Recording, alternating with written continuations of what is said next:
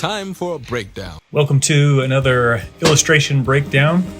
Today is kind of a fun little video. I'm going to be talking about a illustration that I put together featuring Tom Hanks, and in that illustration I tried to incorporate as many of his film roles or movies as possible. Break it down!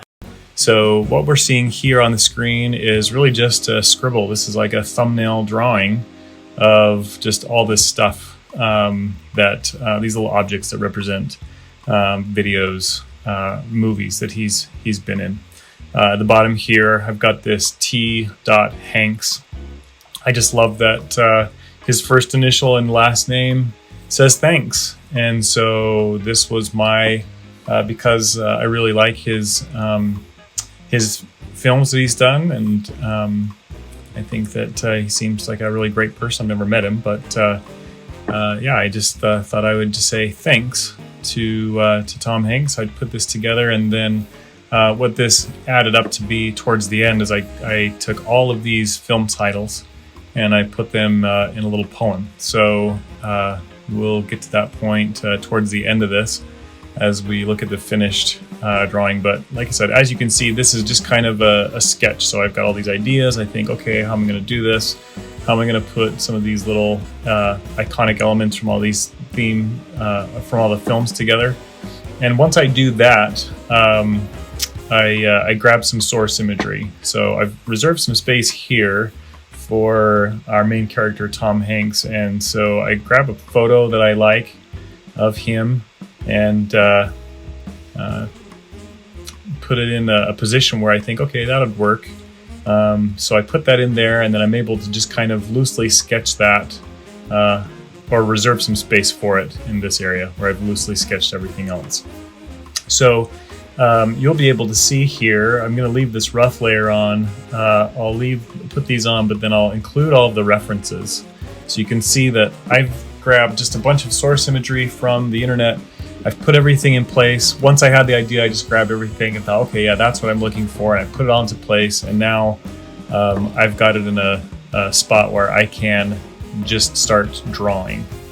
So we'll get rid of some of these to just clear this out just a little bit. Let's just show this area here. So this is where we end up with Tom Hanks. So I've gone in and kind of characterized some of these features and added him essentially. But now I've got to go in and we'll add in all of our object lines. Boom. For this particular illustration, I wanted to have the lines all be, I didn't want them to taper at all, just a style that I was exploring. And you can see that these really just follow, it was just kind of a tracing exercise, essentially. This just follows all the contours and the shapes that I put in there from my reference in many cases. So you can see all of these objects kind of put in there. These are on separate layers, of course. And what makes it really easy to color them is to then put that on a separate layer underneath the line layer that I've got here. So I'll show you that right now. That build is a kind of a slow build. Let's see here.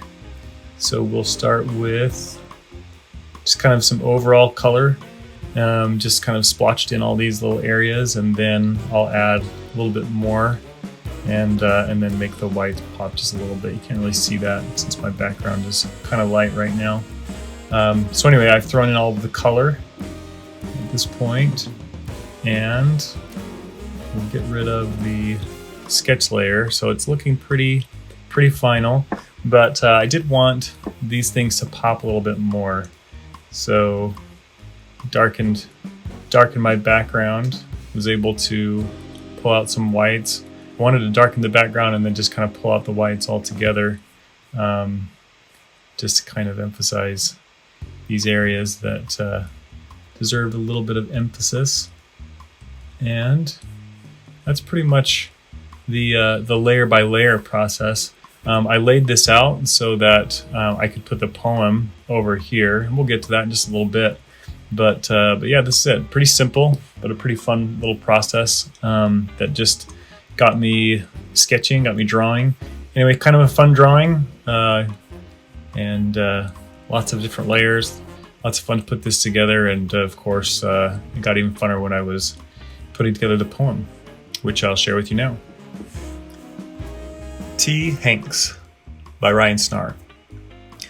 From lights on a stage to film on the set, the actor may take all the work he can get, and now and again, within this profession, the right work and skill make a tremendous impression.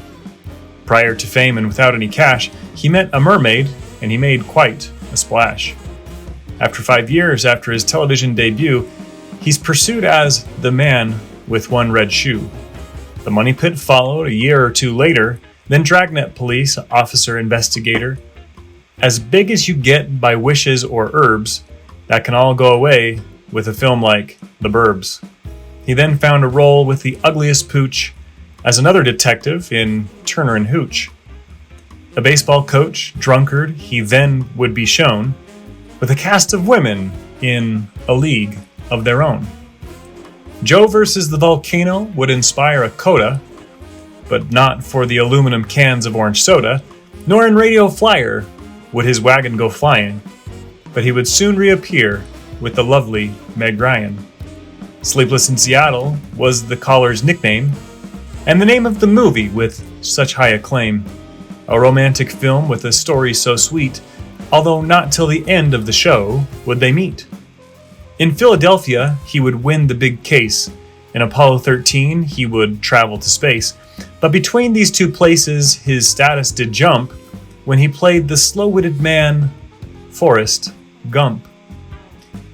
As the voice of a cowboy in Pixar's Toy Story, the sheriff would go blaze new film territory. And if acting from him is all you expected, That Thing You Do, he also wrote and directed. Saving Private Ryan was about the World War, showing gore and destruction on Normandy shore. And then You've Got Mail, for the fans that did beg to see him once more in a picture with Meg. The Green Mile drama takes place in a prison. In Castaway, he befriends a white ball he calls Wilson. Within that great story, we see FedEx the brand and a stranded protagonist who can see no land.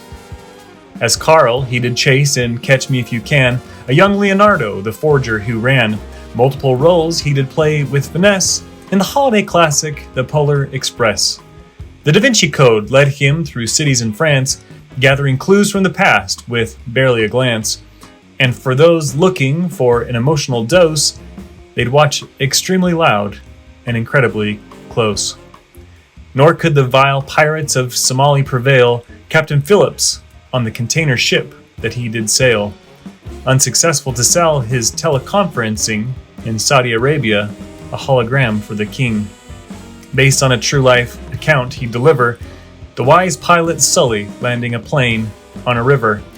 And when all things in the Vietnam War got so awful, he valiantly published the post that was lawful. And if there has ever been a career digression, think David S. Pumpkins and ask, any questions?